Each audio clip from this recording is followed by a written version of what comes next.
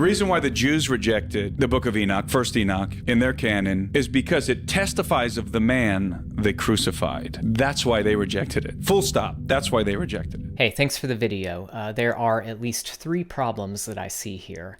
First, if the claim is that Jews excluded First Enoch from their canon because it supposedly bears witness to Jesus, then why are books like Isaiah, Daniel, and Zechariah included in their canon?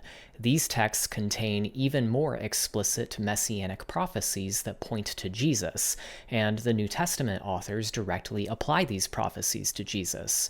If there were a Jewish conspiracy to exclude writings that testified of Jesus, it is difficult to explain why these other books were accepted. Second, First Enoch, as we know it today, very clearly does not, in fact, testify of Jesus.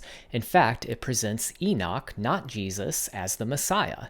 In 1 Enoch 71:14, Enoch himself is explicitly identified as the divine Son of Man seen earlier in the visions.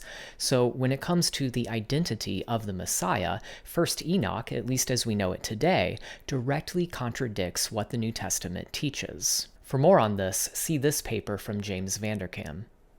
Third, it wasn't only Judaism that rejected First Enoch as canonical. Christianity rejected it as well. There was one church father who claimed it was scripture, and we'll talk about him in a moment, but Christianity never officially accepted First Enoch as scripture. And this wasn't because First Enoch was unknown. It was widely read in both early Jewish and Christian circles. Now, some like to point to the Ethiopian Orthodox Church and say that they accepted First Enoch as canonical, but that is an oversimplification. The Ethiopian tradition contains multiple canons or collections of sacred texts, and not all of them include First Enoch. Scholar of Ethiopian liturgy Emanuel Fritz explains, quote, "My understanding is that there is no canon in the generally received sense. Rather, there are various codices which include various books, not always the same." Significantly, the Ethiopian Orthodox Church's Holy Synod published a short history, faith, and order of the Ethiopian Orthodox Church in 1983, and in its section titled Holy Books of the Old Testament, First Enoch is not listed. In any case, there are numerous reasons why First Enoch was not included in the biblical canon, but it had nothing to do with a supposed Jewish conspiracy to hide the truth about the Messiah. Tertullian knew this. He wrote a treatise on it. Yes, it is true that Tertullian regarded First Enoch as scripture. He references it in his treatise on the apparel of women, primarily to argue against the use of cosmetics by women. He supports that argument by appealing to First Enoch. However, it's also important to note that in that same treatise, Tertullian himself admits that other Christians disagree with him and did not consider First Enoch to be scripture. In fact, he stands alone as the only church father who gives a clear statement of acceptance of First Enoch as scripture. Roger Beckwith provides a helpful overview of how First Enoch was viewed and treated in early church thought over time. Quote, "Though the vogue of this kind of literature in the early church was great, it was also short-lived.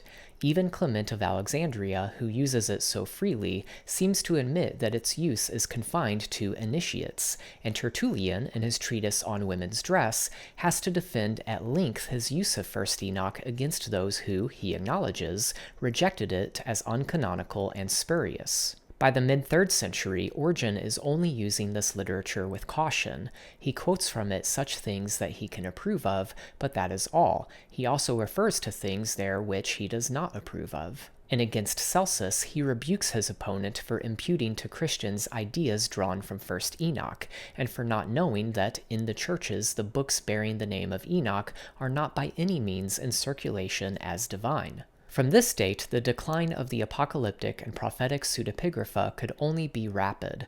By the 5th or 6th century, works like Pseudo-Athanasius were listing them in a separate category as not just uncanonical, but harmful. So, although it is true that Tertullian considered 1st Enoch to be scripture, he represented a minority view. Tertullian does claim, like the person in this video, that the Jews excluded 1st Enoch from their canon because it supposedly spoke of Jesus, but this is simply Tertullian's attempt to provide an ad hoc justification for its rejection.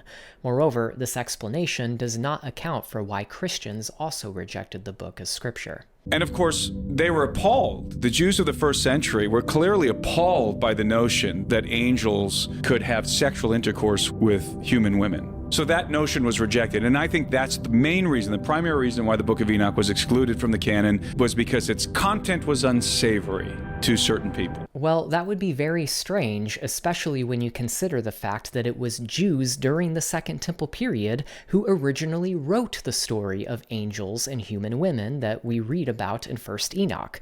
This tradition was actually quite popular at the time. It had a significant influence on the Jewish community at Qumran, and even a couple of the Jewish authors of the New Testament, like Jude and Peter, reference it. So the idea that the, quote, Jews of the first century rejected 1st Enoch because they found this tradition unsavory doesn't really add up. To be sure, you do have a different tradition that began to develop that the sons of God in Genesis 6 are humans instead of angels. We see this tradition in Philo, the Targumim, and this view was generally held also by the later rabbis. But the acceptance of that alternative tradition was not universal. Certainly, some later mystical strands of Judaism, like the authors of 3rd Enoch, highly valued the Enochic traditions. In any case, the reason why 1st Enoch was excluded from the Jewish canon probably had more to do with the fact that it was just written so late. Parts of what we know today as 1st Enoch may not have even been written until the late 1st century AD. But the notion that the Jews conspired to exclude 1st Enoch because they didn't like the tradition about the angels and human women is simply false. Again, this tradition was very popular in Second Temple Judaism. But nevertheless, the story of Enoch is foundational to the biblical narrative. Foundational. Old and New Testament. Well, it certainly was not foundational to the Old Testament because most of 1st Enoch was written during the intertestamental period. And the prophecies of Enoch, namely in the Book of Parables, in 1st Enoch, is foundational to the eschatology of the writers of the New Testament. The writers of the New Testament were exceedingly conversant with the Book of Enoch. In fact, their Christology, their understanding of who Jesus was, much of it is derived directly from the oracles of Enoch. Okay, so first, as I mentioned earlier, what we know today as 1st Enoch teaches that Enoch, not Jesus, is the Messiah. So that means that 1st Enoch's Christology directly contradicts the New Testament's Christology. Now, granted, that section of 1st Enoch that you mentioned, the Book of Parables, which is chapters 37 through 71, was likely written in the 1st century AD. Nevertheless, if you are arguing for including what we know today as 1st Enoch in the biblical canon, that is a major contradiction. For more on the late date of the Book of Parables, see Richard Bauckham's book, Son of Man, Volume 1. In any case, as I mentioned earlier, the Enochic traditions were indeed popular in Second Temple Judaism, so it is no surprise that they influenced the New Testament authors who were part of that same cultural and religious context. However, instead of saying that the New Testament authors were getting their doctrine from 1st Enoch, I think it is more accurate to say that the New Testament authors were familiar with and expressed certain concepts that also feature prominently in 1st Enoch. Although there are similarities in areas such as Christology and eschatology, this does not mean that the New Testament authors were directly getting these ideas from 1st Enoch, especially when you consider the fact that the Book of Parables was written so late.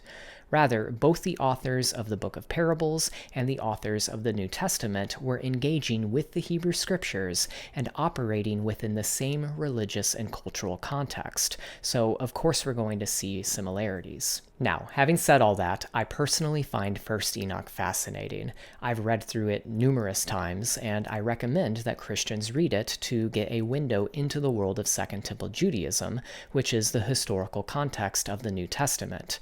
But there was no Jewish conspiracy to suppress 1st Enoch. It was widely read among the early Jews and Christians. There are good reasons that Jews and Christians don't consider it scripture, though.